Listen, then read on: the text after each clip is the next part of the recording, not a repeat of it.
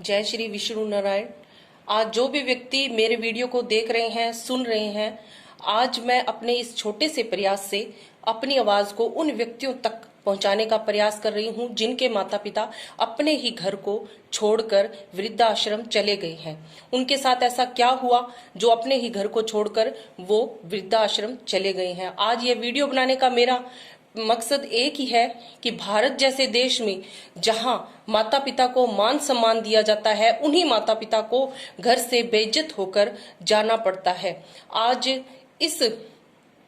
आज उस जज के साथ ऐसा क्या हुआ, उस जज को क्यों इतना मजबूर होकर अपनी माता को वृद्धाश्रम भेजना पड़ा, उस बैंक मैनेजर को अपनी ही माँ को तीसरी मंजिल से धक्का क्यों देना पड़ा, और उस बेटे को अपनी ही माँ को अपना गला घोटकर क्यों मारना पड़ा, और उस बेटे को अपने ही माँ को घर के अंदर बंद रखकर क्यों रखना पड़ा।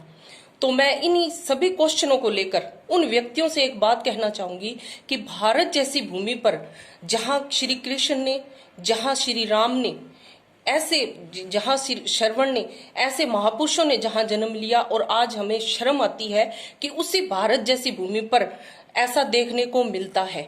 देखिए, चाहे आप लाख कोशिश कर लो, कितना भी कर लो, लेकिन बिना माता पिता के आशीर्वाद से आप ऊंचाइयों को नहीं छू सकते। तो मैं 2 लाइनें वृद्ध माता पिता के लिए कहना चाहूंगी, अगर उसमें अच्छी लगे तो जरूर मुझे कमेंट करना।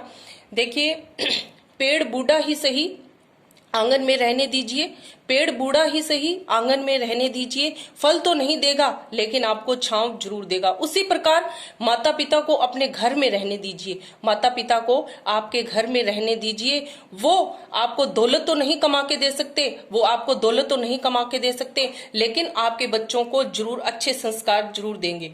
तो देखो, एक बात और मैं कहना चाहूंगी कि मेरा ये वीडियो मैं इसलिए बना रही हूं कि आज जगह जगह मैंने बूढ़े बुजुर्ग माता पिता को रोते हुए देखा है।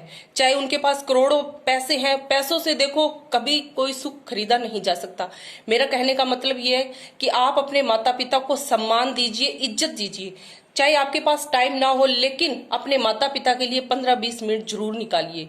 देखो, अगर उनका आशीर्वाद आपको मिलता है तो मैं ये दावे के साथ कह सकती हूँ कि आप जरूर ऊंचाइयों को छुएंगे। और दूसरी बात ये कि अगर लाख समझाने के बाद भी अगर बेटे बहू नहीं मानते हैं, लाख समझाने के बाद भी वो नेग्लेक्ट कर देते हैं इस चीज को कि कुछ नहीं होता, ऐसे ही है वैसे, तो मैं उन माता पिता के लिए 2 लाइनें कहना चाहूंगी, जो भजन के माध्यम से सिर्फ 2 लाइनें।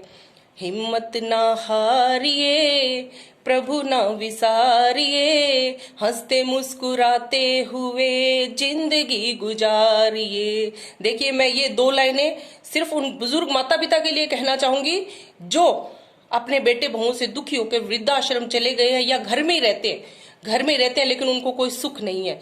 जब लाख समझाने के बाद भी उनको कोई सुख नहीं है, तो देखिए, प्रभु श्री राम पे जरूर विश्वास रखिए, वो आपकी नैया जरूर पार लगाएंगे। इसी के साथ मैं डॉक्टर कांता भाटी आपसे विदा लेती हूँ। अगर मेरी कोई भी बात आप समर्थ है किसी भी बात से, तो मेरे को कमेंट जरूर में लिखिए।